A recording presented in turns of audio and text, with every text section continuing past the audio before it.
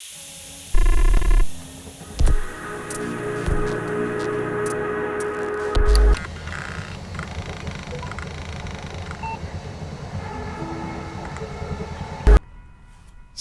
based on our previous video where we showcased some of the block mesh of the interior, I just continued grinding onwards and just populated the scene.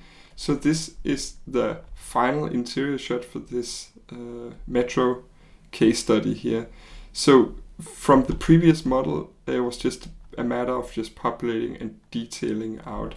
The characters here in this scene is a big, huge thanks to Ian Hubert for his 3D scanned characters, and they actually rigged, so that made it so much easier to work with. Sorry, just make sure the blender don't die.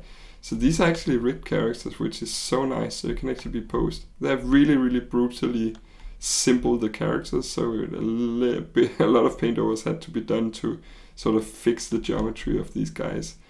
But they function well. So as you can see here, this is a final quality of the render. And I think actually without crashing Blender, I could go in here and do it.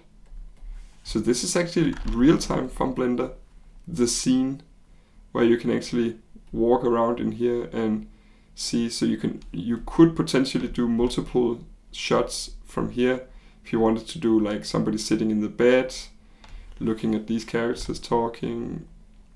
A shot maybe from this guy over here with the guy sitting in the back reading. So 3D gives this very, very nice opportunity to explore multiple angles. And again, it's pretty lightweight, this scene, surprisingly lightweight, and still containing a ton of details. So again, texture.com, homemade props, sketchfab props, photo scan props. Ian Hubert's Patreon filled in a lot of blanks here. So yeah, a ton of props matched together. And as you can see out here, if we could just material preview. So this, I always use the outside the scene as a construction place for things. So this is where I construct things and just pull it into the scene. So basically, this scene got 90% of the way with just 3D before the paint over.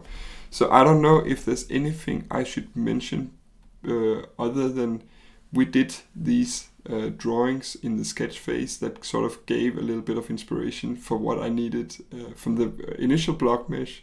There was a lot of information missing, and then Yannick and me, we were talking about like what was missing of information. For example, that there's this bags of food. It's a kitchen, so there's a need to be a lot of food stored.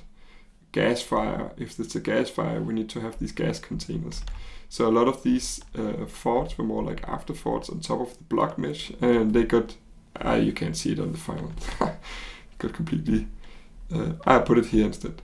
So yeah, all these things to make everything make sense, like he's making food. Yeah, no, but also just add the details, right? So it has the same layout as the sketches did, but now it's just a bunch of more details. Like the food sacks, a lot of books, clothes, like carpets everywhere, as you can often see in like Russian or other cold places where they have a lot of blankets on the wall. And on the blankets. Yeah, that was actually a design choice we made because it's cold. So yeah, we put a lot of carpets all over the place for them to keep warm. Yeah. Yeah, and also some plants to just keep fresh, and then also there's a clothesline and a bed and a guy reading, and like everything's just been populated. Yeah, and again, this is where 3D is so nice because like all these photo scanned objects it's really playful and nice to just start populating the scenes with that. And in the end, these photo scan plant, they become more like just silhouettes here in the background. So you can see there's a row of parts here in the background, but they more just work as a silhouette. You could easily paint that, but I think it's so much more enjoyable to just populate it with 3D, just because it's to make the composition in 3D it's so much easier.